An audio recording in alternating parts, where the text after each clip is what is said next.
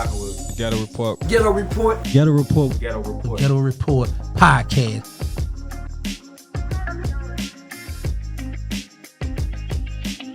I heard you say they when you was in there, people was telling you certain things you could go do, sit down and talk to them and stuff like that.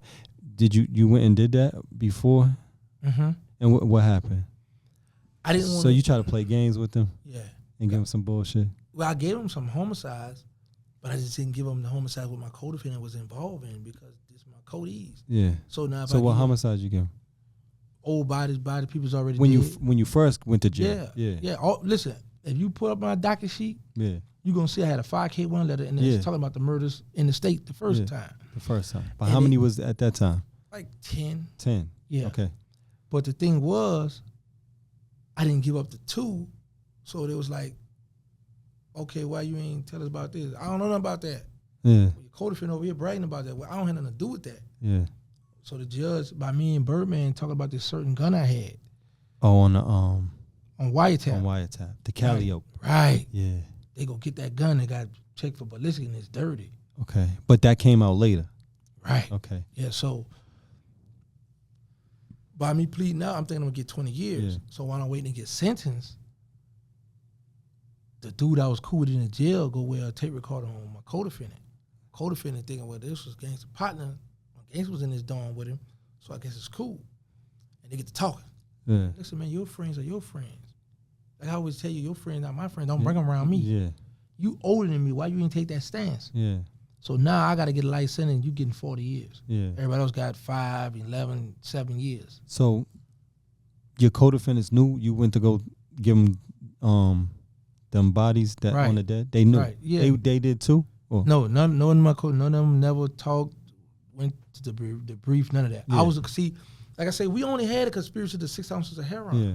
So that didn't carry nothing. Yeah. In the Fed. So none of my co-defendants cooperated. None of them had a tent. So let me ask you this: do you wish you would have not went and gave them the murders on the dead? No, I don't regret nothing I've done in life. No, because I'm saying would they had still enhanced you? Yeah. Okay. Because the dude went behind my back and went to the Fed and said, "Hey, I know about that Calliope gun." Yeah. So he wired him up. He go in the jail cell and my co-defendant bragging about it. So no matter what, I still was gonna be hit. Yeah. But yeah. Yeah. So you get the 5K1. It's on your paperwork or whatever. But let me backtrack. So when you got bagged by the feds, did you know you was hot? Did you ever see any surveillance or like, damn, I'm being followed or I'm being watched? Yeah. Yeah. Okay. Like I say, I know the people that follow me, right? Because I would see them follow me, but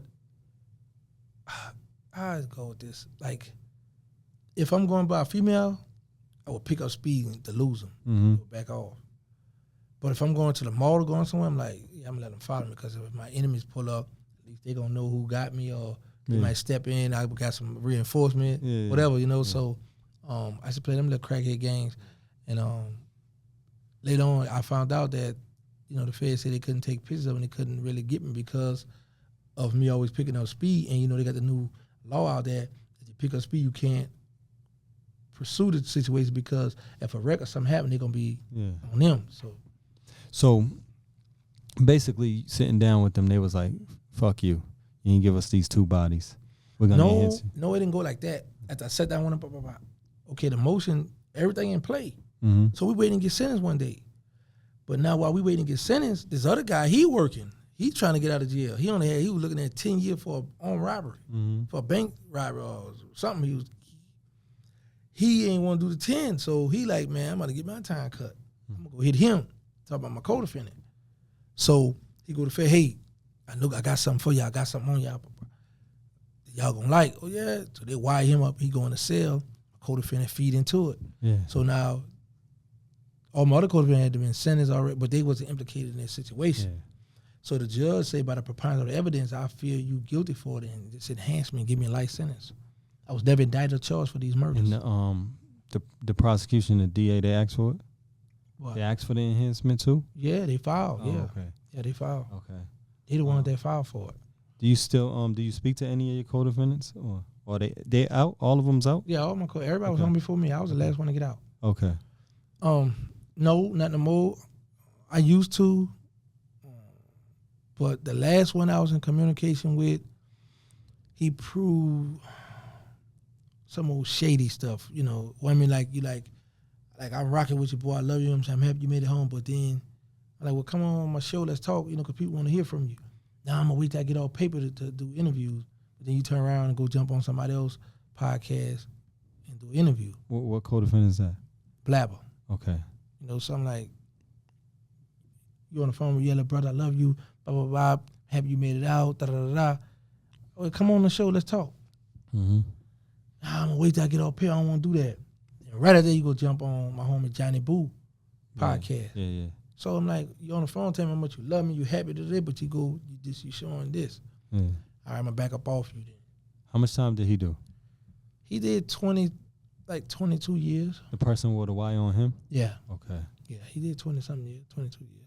So when you know, in the feds, they always ask for the paperwork. Mm-hmm. When they ask for your paperwork, they see a 5K1, right? Mm-hmm. Did they ever have a problem with in there? Did you ever have a problem with that in there? No, because see, this how the Fed work too. Just like out here in the streets, it's just like in the feds. Mm-hmm. It's favoritism. So how it work, if I go in a compound and one person say, oh yeah, he good, and he a known person, stand-up guy, whatever, they going to take his word. Yeah. So they ain't going to worry about that. But you had that one guy that just sit back and just be miserable and might look at your name or something, go in the computer.